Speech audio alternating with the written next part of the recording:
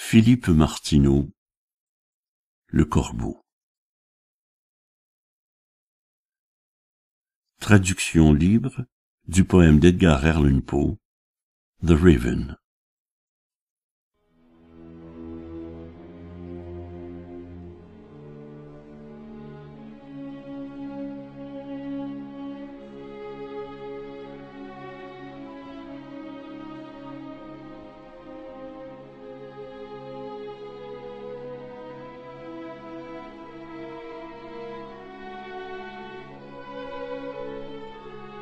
L'âtre avait un feu en proportion du froid qui cernait la demeure. Pendant que je lisais sans fin, pour oublier celle que j'avais élue,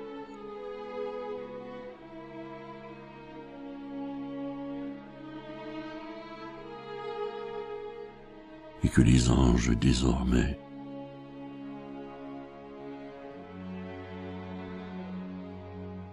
comptaient parmi les leurs.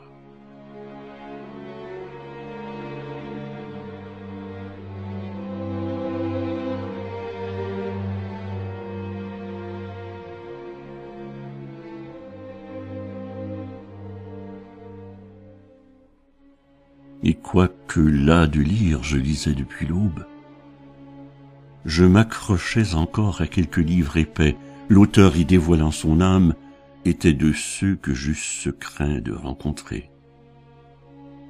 Quand il y eut comme heure à la porte d'entrée,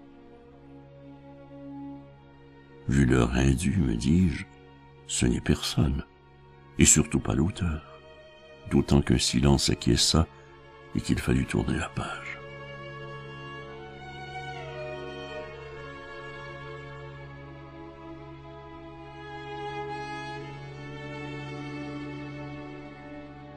C'était bien à la porte que ça heurtait encore. Ces quelques passants égarés dans la nuit, sans autre escorte que la lune, me dis-je en allant ouvrir enfin.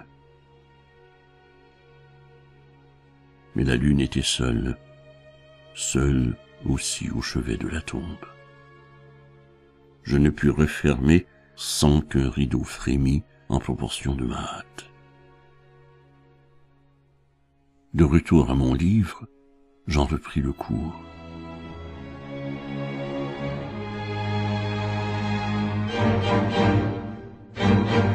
Mais comment rester sourd à cette autre heure, plus fort et contre les volets? Que le soir est venteux et en veut aux volets, me dis-je, avant que d'aller les ouvrir d'un coup sec.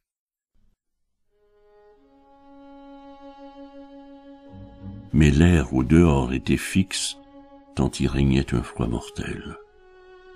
La lune aussi ne bougeait pas au chevet de la tombe.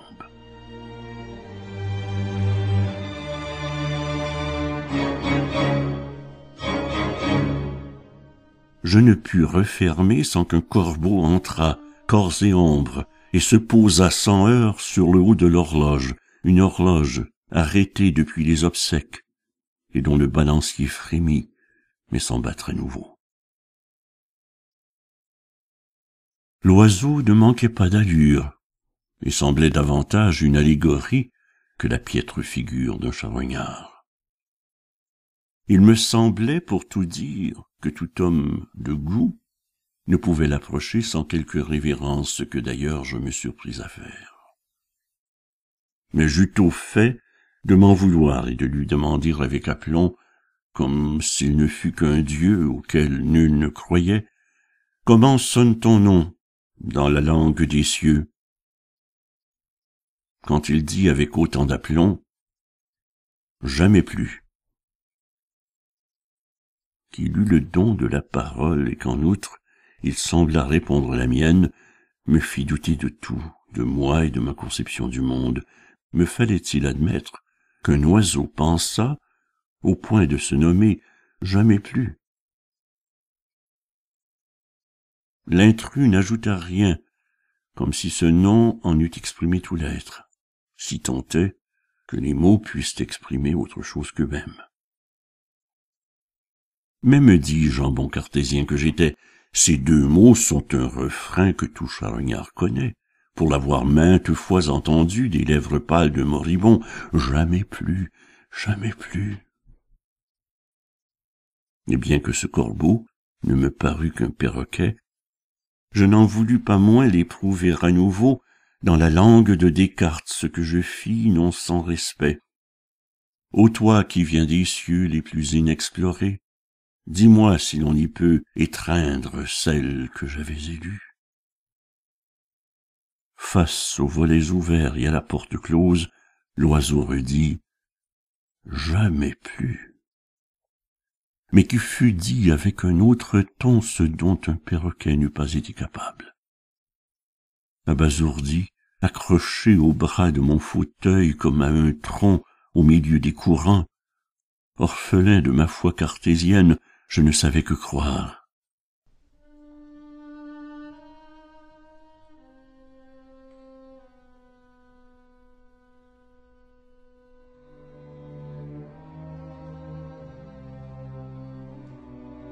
Et ce fut par hasard que je me mis à dire, puisque l'amour n'est plus, laisse-moi l'oublier.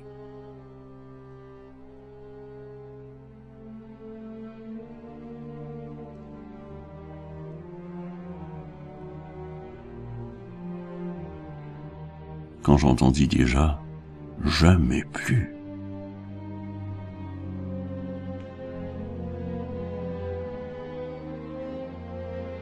Bien que muet d'effroi, j'eus encore assez d'âme pour crier « Qui que tu sois, charognard du temps ou de l'esprit, rejoins l'orbite de Pluton, retourne aux vents qui t'ont forgé, et laisse-moi sourd à ce que tu profères. »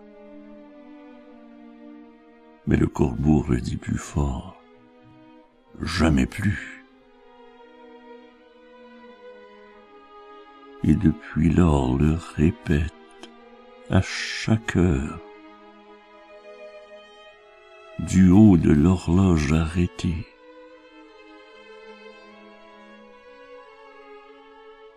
Cette tombe du temps que nous vécûmes.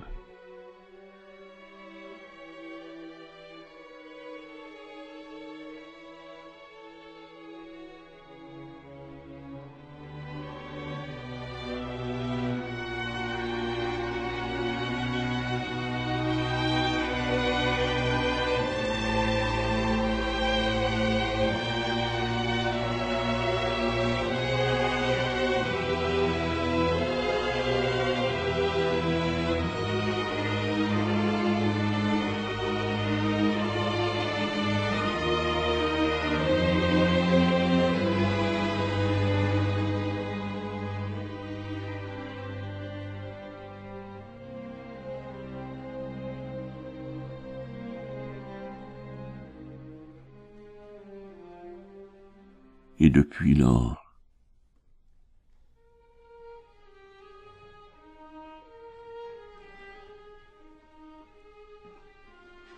le ciel est resté noir.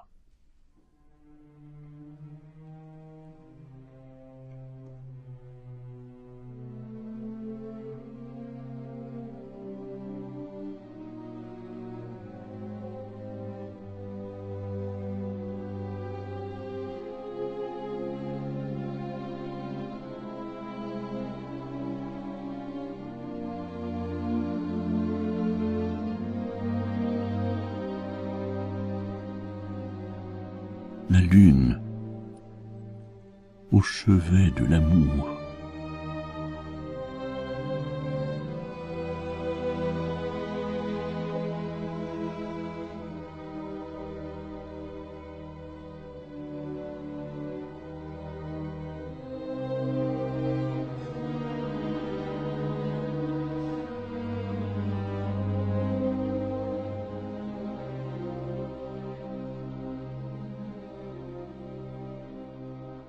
Et le balancier